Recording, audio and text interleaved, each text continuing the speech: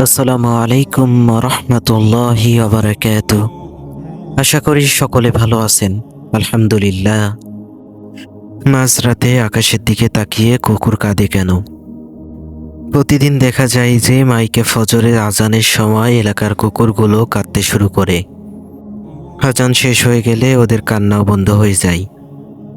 অথচ আমরা যে হাদিস জানি, কুকুরের কান্না মানে কোনো বড় বিপদ।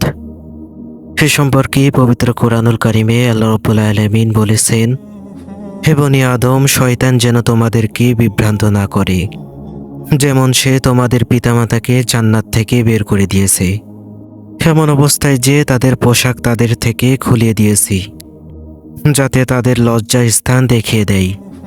সে এবং তার দলবল তাদেরকে দেখে, যেখান থেকে তোমরা তাদেরকে দেখো না। আমি শয়তানদেরকে তাদের বন্ধু করে দিয়েছি যারা বিশ্বাস স্থাপন করে না।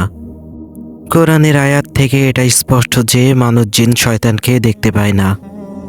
কুকুরের কান্নার বিষয় আপনার ধারণাগুলো অমূলক। আজান শুনে শয়তান পালাতে থাকে। শয়তানের সেই ভয়ানক পলায়ন অনেক সময় কতিপয় কুকুর দেখতে পায়। যখন শয়তানের সেই ভীত সন্ত্রস্ত পলায়ন দেখে, কুকুর অনেক সময় ঘেউ ঘেউ করে, আবার অনেক সময় কাঁদতে থাকে। সহিহ মুসলিম শরীফের 745 নম্বর হাদিসে বলা আছে যে, হযরত আবু হুরায়রা রাদিয়াল্লাহু তাআলা আনহু থেকে বর্ণিত, তিনি বলেন, রাসূল সাল্লাল্লাহু আলাইহি সাল্লাম বলেছেন, যখন সালাতের আজান দেওয়া হয়, শয়তান পিছন ঘুরে বায়ু ছাড়তে ছাড়তে পালিয়ে যায়, যেন আজানের শব্দ সে শুনতে না পায়। আজান শেষ হলে সে পুনরায় ফিরে আসে। আবার যখন ইকামত দেওয়া হয় তখন সে পলায়ন করে। ইকামত শেষ হলে সে পুনরায় ফিরে আসে এবং সালাত আদায়কারীদের মনে সন্দেহ সৃষ্টি করতে থাকে। সে তাকে বলে, এটা স্মরণ করো, এটা স্মরণ করো, যে কথাগুলো সালাতের আগে তার স্মরণও ছিল না।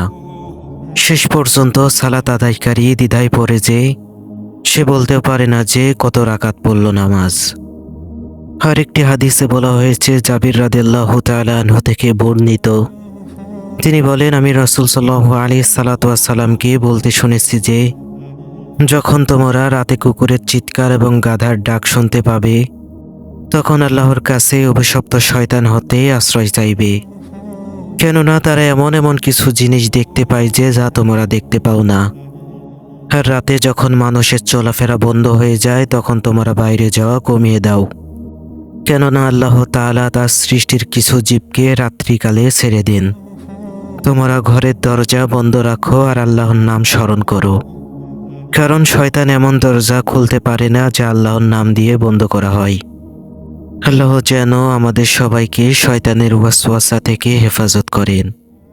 আমিন।